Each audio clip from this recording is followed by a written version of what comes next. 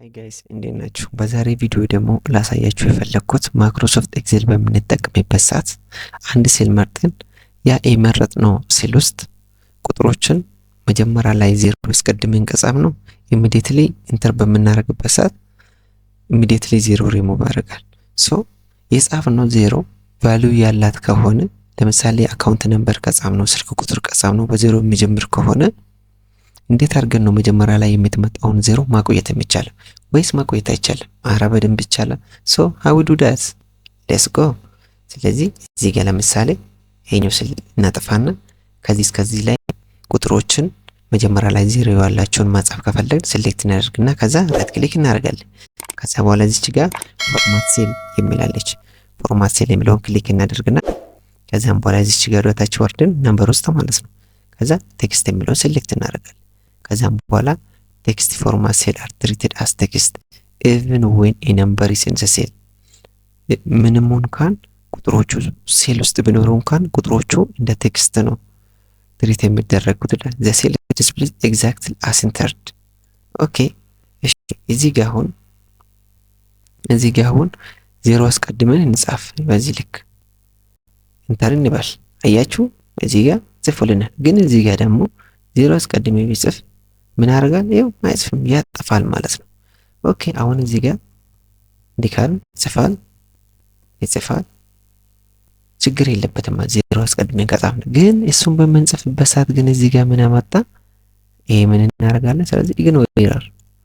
ከዛ እዚህ ጋር ምን እንላለን? ኢግኖር ኤረር። እዚህ ጋር ኢግኖር ኤረር ማድረግ እንችላለን ማለት ነው። ኦኬ እዚህ ጋር ደግሞ ሌላ ሲስተም እንዴት ነው መጻፍ የምትችለው የሚለውን ለምሳሌ እዚህ ጋር መጻፍ ፈለጋችሁት ወይ ደግሞ 5 ዲጂት ወይ ደግሞ 4 ዲጂት ከሆነ እዚህ ጋር ትመጡትና ሴሌክት አድርጋችሁ ራይት ክሊክ ታደርጋላችሁ። እዚህ ጋር ፎርማት ሴል ውስጥ ትገቡትና ፎርማት ሴል ውስጥ ከገባችሁ በኋላ ነምበር ስር ወደ ታች ትሄዱና ካስተም የሚለውን ክሊክ ታደርጋላችሁ። ከዛም በኋላ እዚች ጋር ሴሌክት አድርጉትና 4 ዲጂት የምትፈልጉ ከሆነ 40 5 ከሆነ 50 ታደርጋላችሁ። ከዛስ እዚህ ጋር ኦኬ እንላለን። አሁን 5 ዲጂት አይደል ተባልነው።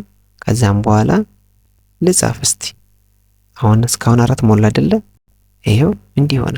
ግን ደግሞ አሁን ለምሳሌ ዝም ብዬ ከ5 ዲጂት በላይ ከጻፍኩ ዜሮ ያጠፋል። ምክንያቱም ሴሉ ዲዛይን የተደረገው ለ5 ዲጂት ነው። አሁን ይሄን አጥፍቼ እንዲህ ከጻፍኩ ስንት ነው? 5 ዲጂት ሆነ አይደል? አንዱ ላጥፋ ይጽፋል። አዎ በደንብ ይጽፋል። አሁን ለምሳሌ እዚህ ጋር 3 አድርጌ ከዚህ በኋላ 2 ደግሞ ካረኩት ይጽፋል፣ በደንብ ይጽፋል። ስለዚህ ሴሉ ዲዛይን የተደረገው አንተ ዲፋይን ባረከው ቁጥር ነው ማለት ነው። ስለዚህ እንዲህ በማድረግ መጀመሪያ ቀድሞ የሚመጡትን ዜሮ በዚህ መልኩ ማቆየት ትችላላችሁ ማለት ነው።